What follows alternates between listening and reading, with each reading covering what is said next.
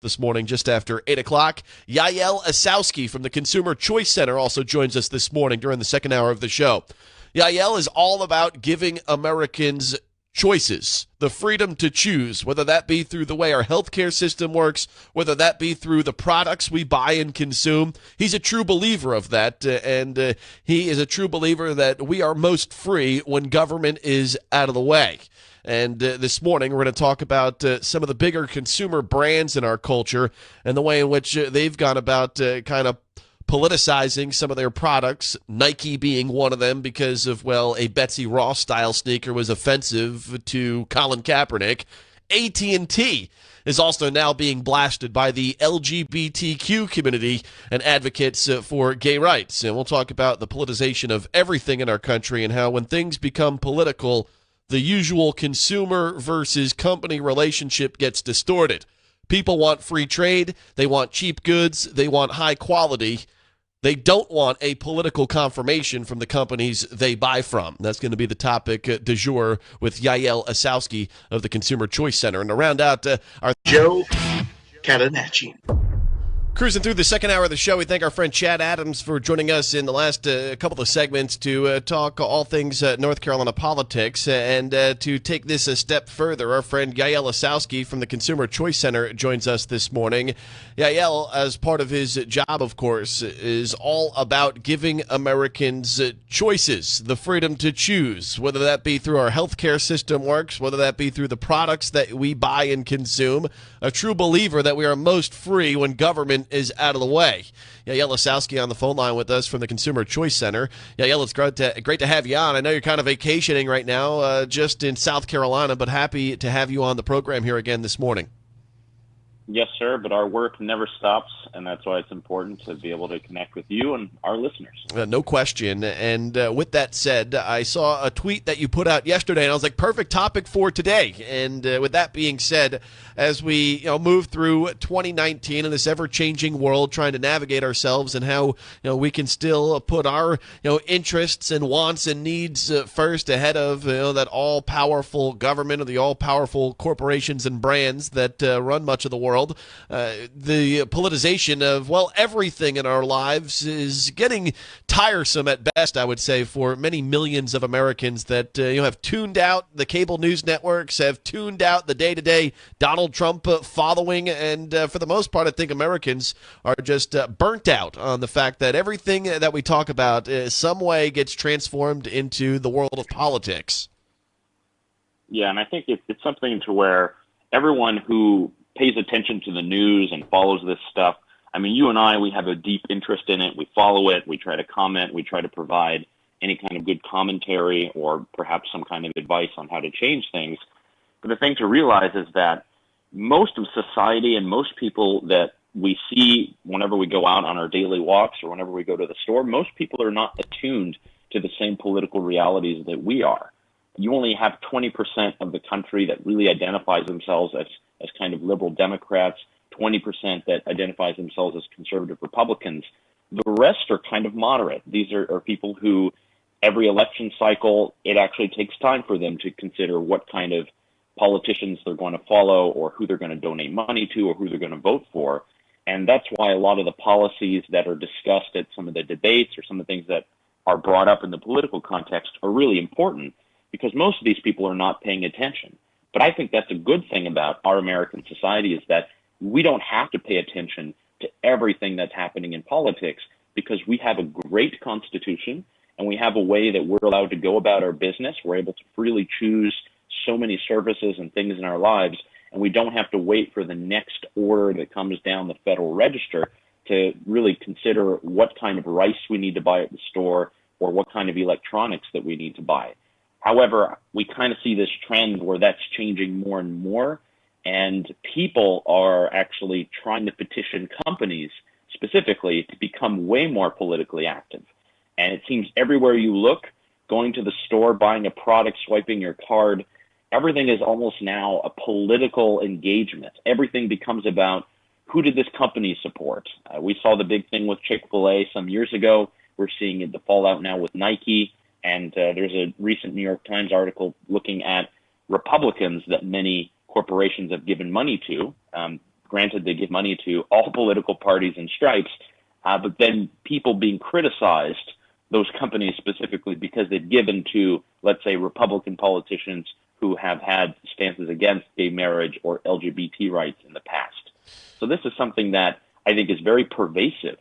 And if we're not allowed to have private society and everything becomes enmeshes in politics, this is actually going to hurt a lot of people. This doesn't help anyone. I think the way that people are able to be free is if they're able to freely choose and not have to taint their entire worldview and their entire life, who they choose their friends and what they buy based upon a political label. I think that's pretty dangerous. Yeah, and for myself, we focus in and we highlight, of course, some of the issues that we face as a country, as our state, our community, and how that relates to politics. But by and large, we try and spend a good portion of this show with that work kind of life balance, because politics, as you said, only a certain sect of our society is tuned in, 24/7, 365, and I got to take some advice since it's a Friday and we're heading towards the end of the show. Heed the advice of one of our guests earlier this week, Brooke Bloomquist. She and her family own the first ever vodka distillery here in New Hanover County. She sent me a picture of ourselves together that we posted on Instagram saying, "Talk vodka, not politics." And I'm going to heed that advice around noontime today. I think the best idea for myself, and I recommend that you do the same. Yeah, noon's a bit early, Joe, but it's fine. I'll jump on the bandwagon if you are too. Hey, I'm not afraid. That's what late afternoon naps are for.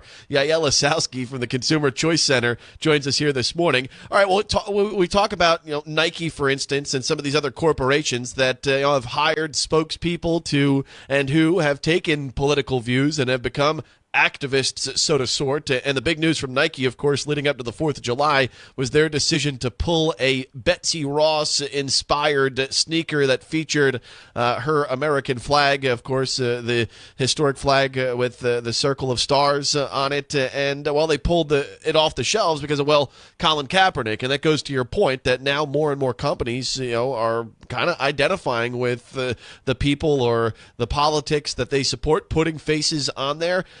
We say that Nike may be hurt by that, but we see their stocks and they continue to go up. Are people ever going to get tired of it, or as long as the corporation's still making money, they say, "Hey, we're onto something here"? Yeah, I think that's a bigger point right there. Is that these companies, we all like to look at them and assume that they have this larger political agenda. People say that about Facebook, about Twitter, about a lot of the social media networks. At the end of the day, it's just about money in the door. A lot of these companies are public, and most people who have 401ks, by the way, tend to have these companies in their portfolios and in their stocks. And whenever times are good and money's coming in, these people are all benefiting. And that actually is a lot of unions as well. Unions have huge retirement portfolios that have a lot of corporate companies who have a lot of these people that maybe they're being, let's say, boycotted or there are threats of it. I mean, all of these companies are part of the American society as a whole. And that's something that is very lost in this is, companies are not just autonomous actors who think and feel. They're made up of individuals, of people, of everyday people who are working. When the Democrats were speaking in the debate about getting rid of all private insurance, I think that's all well and good as a rhetorical point, but that actually includes millions of people who work for health insurance companies, who work at auxiliary companies, millions of people who depend on private health care as it is. We're not dealing with big, bad companies. We're dealing with individuals who work in these firms, who are in themselves just trying to get by. And, they should not be castigated, they shouldn't be thrown aside, and they shouldn't be forced to have a political worldview. And I think that's very problematic. And for individuals living in a society, because that's what we are, Margaret Thatcher said that there is no such thing as society, there's only individuals. I think that's very true. We're out there trying to maximize everything we can for our families and for ourselves. And the more and more that the political game gets thrown into our lives, we have to start really weaving back and forth, and it becomes a terrible, just imagine it's a terrible driver's license exam where you need to be able to swerve left on here, swerve right here, be careful there, got to put the stop sign, got to turn left, got to turn right. It's very complicated, and I think what most people want is they want to be able to provide for their families, They want to be able to have cheap goods that are high quality and be able to choose that. And I think the more that we're able to do that and have less of the politically charged conversation about sneakers or whatever it is, I think the better off we're going to be. Well, no question. But with that said, it seems to me as there's a conscious effort for groups of people to, say, boycott one group or business, or push to boycott and tear apart some corporations and businesses because of the political views they espouse that don't line up necessarily with opposing opinions and beliefs. So we see that with the co-founder of Home Depot. So it seems like there's a little bias in that, when a group and a company like Nike, pulls a sneaker off of the shelves because it has an American flag on it, their stocks go up, and they're not necessarily by the mainstream groups that follow this stuff, not necessarily critical of a group like Nike, but then a Home Depot co-founder comes out and says, I support the president, and then there's an all-out kind of a war, so to speak, in boycotting that corporation. There's some danger in that as well, no? I think so. But again, we have to realize that the companies themselves, whenever they're putting these products together, this is marketing. And it's a strategy, and it's a way that they're able to make more money, to sell more products. And sometimes it's something to be applauded. I think it's great. I think one of the greatest ads that I've seen in the last few months is this Volkswagen ad that just came out about the new electric bus. Everything in the news about Volkswagen in the past 2 years has been terrible. Look at that. They're fixing their emissions. This is terrible. What do? They produce this great ad that speaks to the heart of this environmental movement. We're switching to electric. We're innovators. We're changing the narrative. And now most people don't even talk about Volkswagen and the big scandal. There was a point in time where the Justice Department was trying to arrest key executives at Volkswagen, and we've kind of gone beyond that. So yes, I do think it is bad that we have this situation where there are boycotts. I think boycotts are really something that should only be used when it's most necessary. And this did happen a lot during the civil rights era. There were a lot of companies that didn't hire African Americans or didn't want to move to a particular part of the South for that reason, and then people boycotted against them. And there can be some effect. But again, how far are we willing to go? Do we want to coerce all companies to think exactly like we do? I think this is as prescient for the left as it is for the right. And I think at the end of the day, it's just what you can do as someone in the market who wants to purchase your products, get your groceries.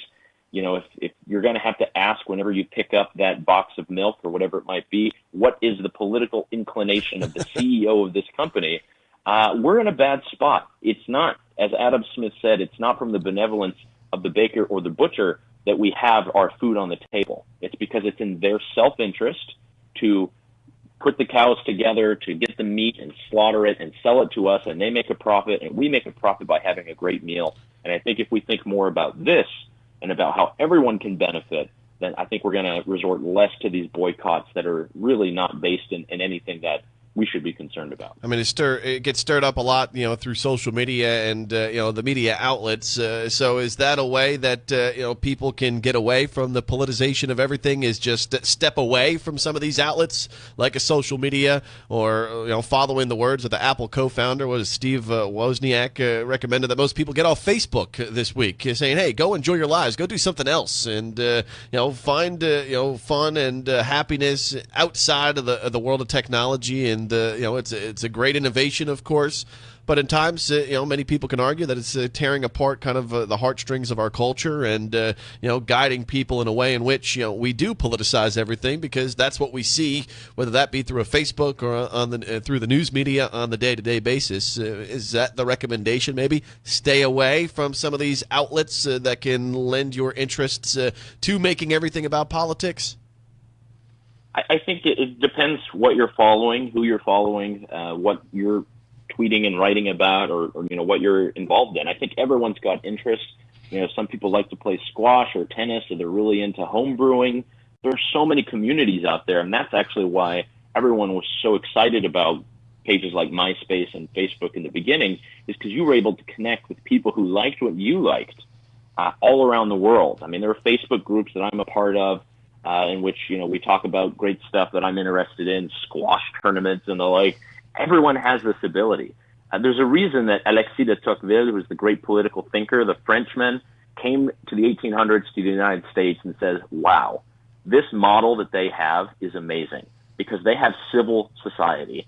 They have these institutions where people are able to gather, to discuss, to come up with ideas, and it's not in a political environment. It's not in the halls of Parliament or in Congress. They're doing this in their community centers. They're doing this in their churches. They're doing this in these third spaces, and that's actually making people freer because they're dedicating themselves to the community. You don't need to have big states or a king or a queen to be able to take care of everyone and to provide community and to provide society. And I think what he saw then, over 200 years ago, is something that still exists. And I think if we just go back to that, we start thinking more about our community and not necessarily seeing it as a way to divide people, right? We have way more in common with the people who live in our neighborhood than people who might live in on a rocky cliff in California, who just don't understand the everyday workings of someone living in North Carolina or South Carolina or anywhere else. So I think there's a lot that can be gained with using these tools. I think trying to break them up or trying to use political ramifications is a bad idea. But we have it all within our power to find the people who care about the same things that we like and to really create a community there. And I think if we focus more on that than trying to advance the workings of our political tribe, I think everyone's going to be way better off. Yaël Ossowski from the Consumer Choice Center. You can find out about what he and his organization does at consumerchoicecenter.org. Yaël, another good, timely topic discussed here in a way in which we rarely find across much of the media outlets that folks tune into on the daily basis. That's why we enjoy your perspective every Friday. Thanks a lot. Thanks so much, Joe, and enjoy Vodka O'Clock. And no doubt. That'll be about noontime today. ConsumerChoiceCenter.org.